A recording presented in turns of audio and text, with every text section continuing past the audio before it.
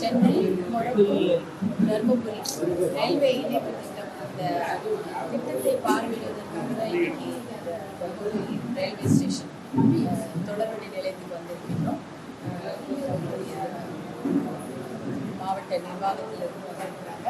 அதே சமயம் தென்னக ரயில்வே மத்திய எடுத்துரைத்திருக்கிறார்கள். மொரப்பூர் தர்மபுரி சென்னை அந்த ரயில்வே திட்டத்தை ஒரு 84 வருடங்களாக தர்மபுரி மக்களுக்கான ஒரு திட்டமாகவே இருந்திருக்குது. அது கனவு திட்டமாக தான் இருந்திருக்குது.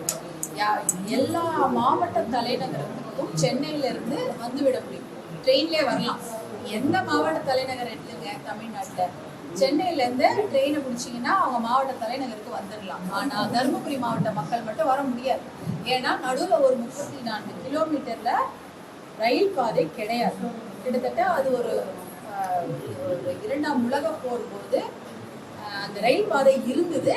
அந்த உலக போர் போது இராணுவ தளவாடங்கள், அதாவது துப்பாக்கி எல்லாம் செய்ய வேண்டும் என்பதற்காக அந்த ரயில் தண்டவாளங்கள், இரும்பு தண்டவாளங்கள் உடைக்கப்பட்டு அந்த இரும்பை கொண்டுதான் கத்தியோ இல்லை அதை போல துப்பாக்கிகள் பயனெட்டுலாம் சொல்லுவாங்க.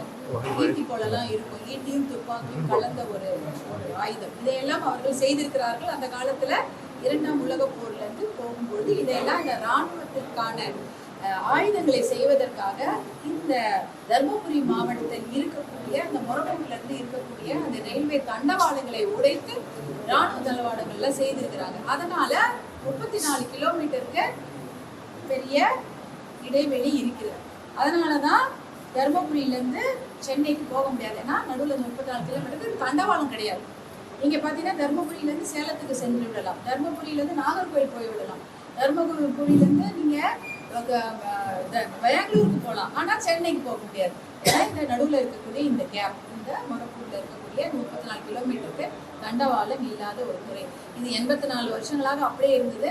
இந்த திட்டத்தை கொண்டு வர வேண்டும் என்று மிக மிக முயற்சி எடுத்து அதை இந்த திட்டத்துக்கு முழு வடிவம் கொடுத்தது மருத்துவர் அன்புமணி அவர்கள். அவர் 2014 2019 வரை தர்மபுரி நாடாளுமன்ற உறுப்பினராக தேர்வு செய்யப்பட்டு அதற்கப்புறம் இந்த திட்டத்துக்காக கிட்டத்தட்ட 19 முறை மந்திரிய ரயில் மந்திரிய 3 அமைச்சர்கள் அப்ப மாறிட்டாங்க. இருந்தாலும் அவர்கள் எல்லாம் போய் சந்தித்து இந்த திட்டத்தை ரயில்வே பட்ஜெட்ல அனௌன்ஸ் பண்ண வைக்கிறாரு. கிட்டத்தட்ட அந்த 5 வருடங்கள்ல ரயில்வே பட்ஜெட்ல தமிழ்நாட்டுக்கு வந்த ஒரே திட்டம் தர்மபுரி மொரப்பூர் ரயில்வே திட்டம் தான். அதாவது பட்ஜெட்ல முதல்ல அனௌன்ஸ் பண்ண வைக்கணும். அனௌன்ஸ் பண்ணி வச்சாதான் அப்பனா இந்த திட்டம் இருக்கு, அதுக்கு காசு ஒதுக்கீடு செய்யப்படும் அப்படின்ற ஒரு முடிவுக்கு அவங்க வருவாங்க. நீங்க எத்தனை லெட்டர் கொடுத்தாலும் எத்தனை பேர் போய் கேட்டா கூட அந்த ரயில்வே பட்ஜெட்ல அதை அனௌன்ஸ் பண்ணலன்னா அந்த திட்டம் செல்லுபடி ஆகாது. அதே தமிழ்நாட்டுக்கு அந்த 5 வருடங்களில் வந்த ஒரே ரயில்வே திட்டம் இந்த மொரப்பூர் ரயில்வே திட்டம் தான். இந்த திட்டத்துக்கு அப்புறம் என்ன ஆயிடுதுன்னா அதுக்கு முழுமையான செலவு பார்த்தீங்கன்னா ஒரு 350 கோடி ரூபாய்க்கு அதுக்கு திட்ட மதிப்பீடு இருந்தது. அது சில சமயம் ரயில்வே திட்டங்களுக்கு என்ன பண்ணுவாங்கன்னா அங்க இருக்கக்கூடிய மாநில அரசாங்கமும் அதுக்கு ரயில்வே திட்டத்துக்கு பங்களிப்பாங்க. ஆனா இந்த திட்டத்துக்கு அப்படி பங்களிக்கும் பொழுது நிதி சுமையினால பங்களிக்க முடியாத ஒரு சூழ்நிலை மாநில அரசுக்கு வந்துவிட்டது என்றால் இந்த திட்டம் பாதியில நின்றுவிடக் கூடாது என்பதற்காக முழு பட்ஜெட்டுக்கான அத்தனை தொகையையும் சென்ட்ரல் கவர்மெண்ட் மைய அரசிடமிருந்து மருத்துவர் அன்புமணி அவர்கள் கேட்டு பெற்றார்கள். அதுதான் 350 கோடி கிட்ட அந்த முழு பட்ஜெட்டை வாங்கினாங்க. வருடத்திற்கு 100 கோடி ரூபாய் இந்த திட்டத்துக்கு ஒதுக்கீடு செய்யப்படுகிறது. ஆனா கடந்த 2019 இருந்து கிட்டத்தட்ட இன்னைக்கு 2026 7 வருடங்களாக இந்த திட்டம் கொஞ்சம் பொறுமையாக போயிட்டு இருக்குது. அதுவும் கிட்டத்தட்ட கடந்த 1.5 வருடங்களுக்கு முன்னதான் இதுக்கு கொஞ்சம் ஃபாஸ்டா, அதாவது கொஞ்சம் வேகப்படுத்தப்பட்டிருக்கிறது. அது வரைக்கும் 2019 2024 வரைக்குமே இதுக்கான எந்த ஒரு முயற்சி, அதாவது இந்த 34 கிலோமீட்டருக்கு ரயில் பாதை அமைக்க வேண்டிய அந்த இடத்துல எந்த ஒரு முயற்சியும் எடுக்கப்படல. நிலத்தை கையகப்படுத்த வேண்டும், மக்களுக்கு நிவாரணம் வழங்க வேண்டும், அவர்களிடம் பேசி அவர்களுக்கு புரிய வைத்து நிறைய விஷயங்களை செய்திருக்க வேண்டும். அதையெல்லாம் செய்யாமல் அப்படியே இருந்ததுனால இந்த திட்டம் வருஷம் இந்த 100 கோடி போயிட்டே இருந்தாரோ அதை யாரும் உபயோகப்படுத்தலை. அதனால கிட்டத்தட்ட கடந்த வருடம் பார்த்தீங்கன்னா 50 கோடியாகவே அது குறைக்கப்பட்டது. ஆனால் பரவாயில்ல, இருந்தாலும் இப்போ 1.5 வருடங்களாக இந்த திட்டம் கொஞ்சம் வேகமாக முன்னெடுத்து போயிருக்கிறது. கிட்டத்தட்ட 93 ஹெக்டேர் நிலப்பரப்பு தேவைப்படுகிறது. இது கிட்டத்தட்ட 36 கிலோமீட்டருக்கு ஒரு 18 ஊர்கள் வர மாதிரி வருது. 14 ஊர்களில் பேசி எல்லாருமே இதை வந்து நிலத்தை கையகப்படுத்தி மத்திய நம்ம அதாவது ரயில்வே துறைக்கு கொடுத்துட்டாங்க. இன்னும் 4-5 ஊர் தான் கொஞ்சம் பாக்கி இருக்கிறது. அதுலேயும் கொஞ்சம் சில டெக்னிக்கல் டிஃபிகல்ட்டிஸ் தான். சிலது பார்த்தீங்கன்னா என்க்ரோச் லேண்டு அப்படின்றதுனால அவங்களுக்கு நிவாரணம் வழங்க முடியாது அப்படின்னு சொல்றாங்க. சில பேர் அந்த என்க்ரோச் லேண்ட்ல வீடு கட்டியிருக்கிறாங்க, அதனால அவங்களுக்கு வீட்டுக்கான காசு வழங்க முடியாதுன்னு சொல்லியிருக்காங்க. இதையெல்லாம் கருணை உள்ளத்தோடு பரிசீலனை செய்து அவர்களுக்கான நிவாரண தொகை வழங்கி அவங்கள வந்து வேற இடத்துல அவங்க பட்டா லேண்டே வாங்கிட்டு போயிடலாம். பட்டா லேண்ட் வாங்கிட்டு போயிட்டா இன்னும் நல்லா இருப்பாங்க. ஏன்னா இது பட்டா இல்லாத இடத்துல கூட நிறைய பேர் இருந்துட்டு இருக்காங்க. இந்த மாதிரி டெக்னிக்கல் விஷயங்கள் சிலது வந்து வேற மாதிரி சாதா வீடுங்களும் இல்லை, கிராமமும் இல்லை, ஆனா வெறும் நிலம்.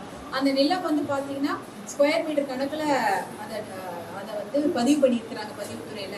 அப்படி பண்ணியிருக்க கூடாது, ஹெக்டேர் கணக்குல பதிவு பண்ணியிருக்கணும் அப்படின்னு அது ஒரு டெக்னிக்கல் டிஃபிகல்ட்டி. அது ஒரு 5 ஏக்கர் அந்த மாதிரி இருக்குது. இப்படி ஒரு சில இடத்துல இருக்கிறதுனால இதையெல்லாம் இன்னைக்கு கழிச்சு கொடுத்துட்டா கிட்டத்தட்ட 25-30 ஏக்கரை வந்து திருப்பி நம்ம ஒரு 2 மாதத்துல நம்ம ரயில்வே துறையிடம் கொடுத்துட்டா அவங்க 6 மாசத்துல நாங்க மொரப்பூர் ரயில்வே திட்டத்தை ப்ராஜெக்டை ஸ்டார்ட் பண்ணிடுவோம். டெண்டர் கொடுக்குற வேலையெல்லாம் 3-4 மாதங்கள் தான். 2 வருஷத்துல இந்த ஒரு ட்ரெயினை ஓடுற மாதிரி செய்துவிடும்னு சொல்லியிருக்கிறாங்க. கிட்டத்தட்ட அவங்க பார்த்தீங்கன்னா ஒரு பெரிய bridge, 4 major bridge, 36 minor bridge, over bridge, underpass, அந்த மாதிரி நிறைய திட்டங்கள் வச்சிருக்கிறாங்க. 2 புது ஸ்டேஷன் வருது. 2 புது ஸ்டேஷன் வந்தால் யோசிச்சு பாருங்க எத்தனை பேருக்கு வேலை வாய்ப்பு கிடைக்கும். ஏற்கனவே தருமபுரி மொரப்பூர் ரயில்வே ஸ்டேஷன் புது ஸ்டேஷன் 2 வருது. அந்த புது ஸ்டேஷன் கட்டிட்டான்னு அங்கேயும் வேலை வாய்ப்பு இருக்கும். அந்த பக்கத்தையும் எல்லாருக்குமே எல்லாமே நல்லா இருக்கும். 4 ஸ்டேஷன் வந்துடும். 4 ஸ்டேஷன் வரும்போது உங்களுக்கு மக்களுக்கு பயன்பாடு அதிகமாக இருக்கும். சென்னைக்கு போய் படிக்கிறதோ வேலைக்கு போகிறதோ, சிப்காட் தொழிற்பேட்டை இங்கே தொடங்குறோம்னா நமக்கு முக்கியமான விஷயம் வந்து கனெக்டிவிட்டி, தொடர்பு இருக்க வேண்டும். சென்னைக்கும் மாவட்ட தலைநகருக்கும் தொடர்பு இருக்க வேண்டும். இந்த சிப்காட்லாம் தொடங்கும்போது ரயில்வே இந்த தொடர்வண்டி நிலையம் என்பது ரொம்ப முக்கியமான ஒரு விஷயமாக பார்க்கப்படுகிறது. இதெல்லாம் செய்யணும்னா இந்த மொரப்பூர் ரயில்வே திட்டம் மிக மிக மிக முக்கியமான ஒரு திட்டம். அதற்கான நிதி ஒதுக்கீடு செய்யப்பட்டு விட்டது. பாட்டாளி மக்கள் கட்சி தொடர் முயற்சியால் 19 முறை இதை பற்றி பாராளுமன்றத்திலையும் பேசியிருக்கிறாங்க. 19 முறை அமைச்சர்களை சந்தித்து முழு நிதி ஒதுக்கீடு பெற்று கிட்டத்தட்ட 6 வருடங்களுக்கு முன்னாலே பெற்று இதுக்கு அடிக்கல் நாட்டியிருக்கிறாங்க. மாண்புமிகு மத்திய மந்திரி அவர்கள் பியூஷ் கோயல் அவர்கள் ஹெலிகாப்டர்ல வந்து அடிக்கல் நாட்டினாங்க. ஆனா ஹெலிகாப்டர்ல அவர் வேகத்தோட வந்தாரு. இங்க வந்து 5 வருஷமா நத்த வேகத்துல கூட இங்க நடக்கவே இல்லை. அந்த இந்த ப்ராசஸ் மொரப்பூர் ரயில்வே திட்டத்தை துரிதப்படுத்தி முடிக்க வேண்டிய அந்த வேலையை அவ்வளோ வேகமாக நடத்தாம 6 வருஷம் சும்மா இருந்தது. இப்போ பரவாயில்ல, ஒரு 1.5 வருஷமா இந்த வேகமாக நடைபெற்று ஒரு கிட்டத்தட்ட 50% நிலம் வந்து ரயில்வே துறையிடம் ஒப்படைக்கப்பட்டு விட்டது. இன்னும் கொஞ்சம் தான் இருக்கு. அதுவும் டெக்னிக்கல் டிஃபிகல்ட்டிஸ்ல ஒரு 15-20 ஏக்கர் இருக்கு. அதெல்லாமே கொடுத்துட்டாங்கன்னா வேற எந்த பிரச்சனையுமே இல்லை. இந்த திட்டம் துவங்கிவிடும். 2 வருஷத்துல நம்ம எல்லாருமே சென்னைக்கு ட்ரெயின்லேயே போயிடலாம். இப்போ பார்த்தீங்கன்னா தருமபுரி ரயில்வே ஸ்டேஷன், நம்ம ரயில்வே ஸ்டேஷன் நின்று பேசிட்டு இருக்கிறோம். தருமபுரி ரயில்வே ஸ்டேஷன் ஒரு சின்ன ஸ்டேஷனாக இருந்தது. 2004 2009 வரைக்கும் இங்கே ரயில்வே துறை மந்திரியாக இருந்த நம்முடைய மிகு அரங்க வேலுஜி அவர்கள் தான் இந்த ஸ்டேஷனுக்கு அதிகமாக நிதி ஒதுக்கீடு செய்து ஸ்டேஷனை பெருசுபடுத்தினாங்க. ஸ்டேஷனை பெருசுபடுத்தினப்பதான் இன்னைக்கு தினம் கிட்டத்தட்ட 25 வண்டி வருது. வந்தே பாரத்லாம் நிக்குது. ஸ்டேஷன் பெருசா இல்லைன்னா வந்தே பாரத் வந்து நிக்காது. பெரிய ஸ்டேஷன் இருக்கிறதுனால வந்தே பாரத் நிக்குது. பெங்களூருக்கு வண்டி போகுது, சேலத்துக்கு வண்டி போகுது. 5 ரூபாய் 7 ரூபாய் வந்து தினம் ஒரு நாள். அந்த ரூபாயில நம்ம பெங்களூர் போக முடியுது. யோசிச்சு பாருங்க, தர்மபுரி பெங்களூருக்கு எத்தனை செலவு பண்ணி ஒரு கார் எடுத்துட்டு போனோம், எவ்வளவு டீசல் செலவாகும், ஒரு ஆம்னி பஸ்ல போனா எவ்வளவு செலவாகும். ஆனா அதெல்லாம் இல்லை, ஒரு 5 ரூபாய் 7 ரூபாய் சீசன் டிக்கெட் எடுத்துட்டு அதான் ஒரு நாளைக்கு வேலை போகுது. இதெல்லாம் கொண்டு வந்தது பாட்டாளி மக்கள் கட்சியும் அங்க வந்து அமைச்சர்களாக இருந்த அரங்க வேலுஜி அவர்களும் மற்றும் அன்புமணி அவர்களும் தான் இதெல்லாம் இந்த திட்டங்களை கொண்டு வராங்க. இங்க இருக்கக்கூடிய எங்களுடைய சட்டமன்ற உறுப்பினர்களாக வெகு சிறப்பாக பணியாற்றி கொண்டிருக்கக்கூடிய எங்களுடைய சட்டமன்ற உறுப்பினர்களாக இருந்த எங்களுடைய அண்ணன் வெங்கடேஸ்வரன் அவர்கள்லாம் இதை வந்து துரிதப்படுத்தி இங்க எத்தனையோ போராட்டங்களை பண்ணியிருக்கிறாங்க. அதனால இந்த நடந்திருக்குது. பாட்டாளி மக்கள் கட்சியை சேர்ந்த முன்னோடிகள் இதற்காக எத்தனையோ முறை போராட்டங்களை முன்னெடுத்துட்டாங்க. இப்ப என்னன்னா நம்ம இதெல்லாம் நம்ம கேட்டு பெற வேண்டிய ஒரு நிலையில் இருக்கிறோம். கண்டிப்பாக நாங்கள் மாவட்ட நிர்வாகத்திடம் பேசிக்கிறோம். அவங்க ஏற்கனவே இதற்கான வேலை தொடங்கி விட்டது. இன்னும் 2 மாசத்துல இந்த தொழில்நுட்ப சிக்கல்களை எல்லாம் சரி பண்ணிவிட்டு நிலத்தை வந்து ரயில்வே துறையிடம் கொடுத்து விடுவோம் என்று அவர்களும் நமக்கு வந்து ஒரு ஆறுதலாக சொல்லியிருக்கிறாங்க. கண்டிப்பாக அவங்க அதை செய்து கொடுப்பாங்க. ரயில்வே துறை அபிஷியல்ஸ் ரொம்ப ரெடியா இருக்கிறாங்க.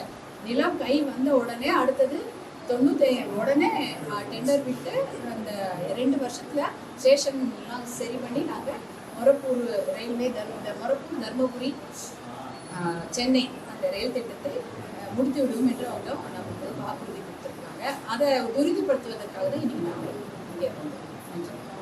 தமிழ்நாடு அரசு வெள்ளை அறிக்கை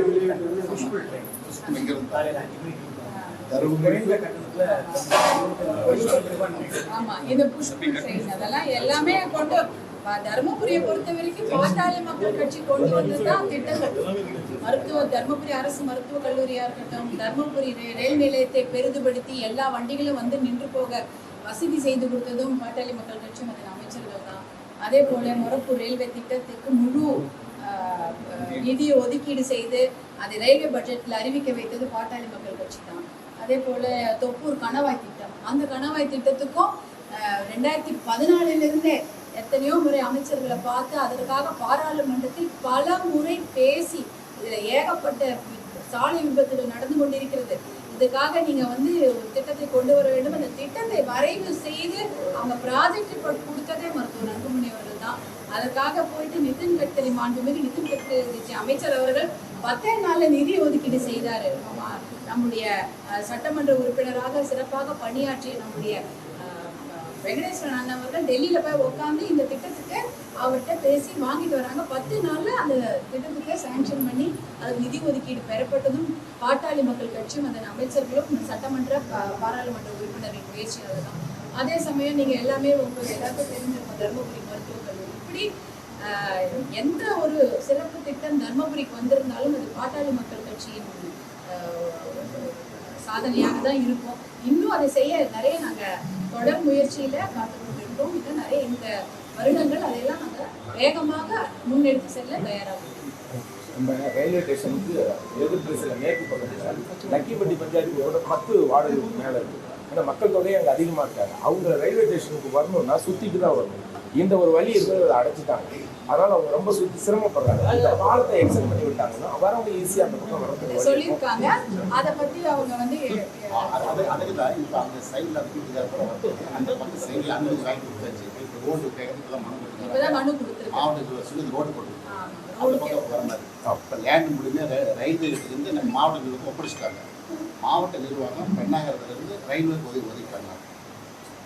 தமிழ்நாடு அரசு வந்து வெள்ளை அறிக்கை வெளியிட்டுள்ளது முன்னா நிதி அமைச்சர் தங்கம் பேசுவது வெற்றி அறிக்கைன்னு இருக்காங்க. உங்க பார்வையில் அது எப்படி பாருங்க? நிதிநிலை குறித்து வெள்ளை அறிக்கை வெளியிட்டிருக்காங்க. முன்னாள் நிதி அமைச்சர் வந்து அது ஒரு வெற்று அறிக்கைன்னு சொல்லியிருக்காரு. அதை எப்படி பாக்குறீங்க? வெள்ளை அறிக்கைன்னா எல்லா ஃபேக்ட்ஸும் அவங்க கொடுத்துருக்குறாங்க. என்ன கடன் சுமை இருக்கிறது, என்ன மாதிரி எவ்வளோ செலவு பண்ணியிருக்காங்க அப்படின்னு சொல்லியிருக்காங்க. அது நம்ம இன்னும் ஃபுல்லாக படிக்கணும். பெரிய அது இன்னும் நிறைய நம்ம ஆய்வுக்கு உட்படுத்தப்பட வேண்டிய விஷயம் தான். ஃபுல்லாக பார்த்தோம்னா நிறைய தெரியும் அது என்ன. 60 ஆண்டுகளாக வாங்கின கடன் வர போன 5 ஆண்டுக்கு தான் கடன் அதிகமாக வாங்க. அது நம்ம தான் சொல்லிட்டு இருக்கிறோம். பாட்டாளி மக்கள் கட்சி எல்லா தேர்தல் பிரச்சாரங்களில் அதை தான் முன்னெடுத்து சொல்லியிருக்கிறாங்க. கடந்த 5 ஆண்டுகளில் அதிகமாக 5 லட்சம் சொல்லியிருக்கோம். இப்போ பார்த்தா 13 லட்சம் கூட கடன் இருக்கும் போல 1 லட்சம் கோடி நான் சொல்கிறேன். 5 லட்சம் கோடி கடன் என்பது தான் பார்த்துட்டு இருக்கிறோம். அதை வந்து நான் கூட பல முறை தர்மபுரியில் என்னுடைய தேர்தலில் பிரச்சாரத்தையும் தான் சொல்கிறேன். 5 லட்சம் கோடி கடன் வாங்கினாங்க. அதில் ஒரு 1000 கோடியை கொடுத்துருந்தா தர்மபுரி மாவட்டம் பிழைச்சிருக்குமே, காவிரி உபரிநீர் திட்டத்தை செயல்படுத்தி இருக்கலாமே என்ற கோரிக்கைகளை கூட நாங்கள் அதில் தான் சொல்லியிருக்கோம். தொடர் பாலியல் துன்புறுத்தல் வந்து அதிகமாக இருந்துட்டு கண்டினியூவாகவே இருந்துட்டு இருக்குது. அரசு வந்து இன்னும் ஏதாவது நடவடிக்கை எடுக்கணுமா? வேகமாக நடவடிக்கை எடுக்க வேண்டும். சிங்கப்பெண் படை அமைச்சிருக்கிறாங்க.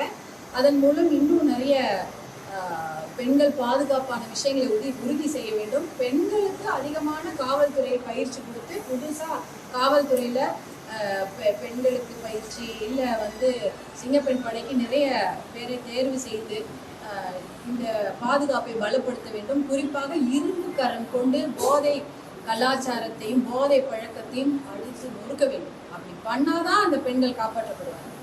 எவ்வளவுதான் நீங்க பயிற்சி பெண்கள் ரோந்துக்கான் பணியில ஈடுபட்டாலும் இந்த போதை பழக்கம் இருக்கிற வரைக்கும் இந்த பெண் குழந்தைகளையோ பெண்களையோ காப்பாற்றுவது என்பது கனவுதான். அந்த முதல்ல இந்த போதை பழக்கத்தை தமிழ்நாட்டை விட்டு ஒழிக்க வேண்டும். அதற்கு எங்க போதை மருந்து விற்கிதுன்னு எல்லாருக்கும் தெரியும். வாங்குறவங்களுக்கு தெரியும் பொழுது காவல்துறைக்கும் தெரியும் யார் வாங்குறாங்க யார் விற்கிறாங்க. அதை முதல்ல தடுத்து நிறுத்தினாலே இந்த பிரச்சனைக்கு பாதி தீர்வு காணப்படும். அடுத்தது பயம். ஒரு பெண்ணோ ஒரு குழந்தை மேல கையை வச்சாங்கன்னா அடுத்தது ஒரு 2 மாசம் தான் அவங்களை தூக்கில் ஏற்றிடுது. ஒன்றும் கிடையாது. எல்லாருக்கும் தெரியும் யார் பண்ணாங்கன்னு. அதுக்கு ஃபாரன்சிக் ரிப்போர்ட்லாம் வாங்கிடலாம். இப்பெல்லாம் அதெல்லாம் ரொம்ப ரொம்ப சாதாரண விஷயம். அவங்க மேல இருக்கிற குற்றச்சாட்டை நிரூபிப்பது என்பது ரொம்ப அதுக்கு ஒன்றும் பெருசா தேவையே கிடையாது. அது ஃபாரன்சிக் ரிப்போர்ட் மூலம் அவங்க மேல இருக்க குற்றச்சாட்டு நிரூபிக்கப்பட்ட அடுத்த நொடி அவங்களுக்கு மரண தண்டனை கொடுக்கப்பட வேண்டும். அப்படி கொடுத்தாதான் எத்தனையோ வெளியூர் இருக்கு. துபாய் போன்ற வெளியூர்லயும் பாத்தீங்கன்னா எத்தனையோ பேர் வேலை செய்யறாங்க. அந்த நாட்டுக்காரங்களா வேலை செய்யறாங்க. எல்லாம் வெளியூர்ல இருந்து வந்து வேலை செய்யறாங்க. எவ்வளவு பய பக்தியோட அங்க இருக்கிறாங்க. எந்த பெண்ணுக்கும் எந்த பாலியல் அத்துமீறலும் அங்க நடப்பதில்லை. இங்க மட்டும் ஏன் நடக்குது? பயம் கிடையாது. அப்படி எவ்வளவு நாள் வேணும்? அவங்க நேச்சுரல் டெத் ஆற வரைக்கும் கேஸ் இழுத்துட்டு போனா யாருக்கு பயம் வரும்? அதனால முதல்ல அவங்களுக்கெல்லாம் அவங்க தப்பு செய்தார்கள் என்றால் இப்ப எப்படி ஆரம்பாக்கத்துல பாத்தீங்கன்னா 5 மாசத்துல தீர்ப்பு கொடுத்து அவங்களை ஆயுள் தண்டனை கொடுத்து அந்த தவறு செய்த அந்த பையனை ஒரு நீதியரசர் அம்மா அவர்கள் 5 மாதத்துல விரைந்து நடவடிக்கை எடுத்து தினமும் அதை வாரம் அவங்க அந்த நீதி விசாரணை நடத்தி அந்த பையனுக்கு தண்டனை வாங்கி கொடுத்து அவங்கள ஜெயில போட்டாங்க. அப்படி ஒரு நிலைமை வந்தாதான் ஐயோ இனிமேல் நம்ம ஏதாவது ஒரு குழந்தை மேல கையை வச்சா அதுக்கப்புறம் உயிரோட இருக்க முடியாது என்ற பயம் இருந்தால்தான் எந்த குழந்தை மேலேயும் எந்த பெண்ணு மேலேயும் யாரும் கையை வைக்க மாட்டாங்க. அந்த பயத்தை முதலில் கொடுக்கணும். உயிர் பயத்தை கொடுக்கணும். அடுத்தது போதை பழக்கத்தை கண்டிப்பாக இரும்பு கரம் கொண்டு அடக்கியாக வேண்டும். அதற்கப்புறம் இந்த காவல்துறை நிறைய பணியிடங்களை அதிகப்படுத்தும்.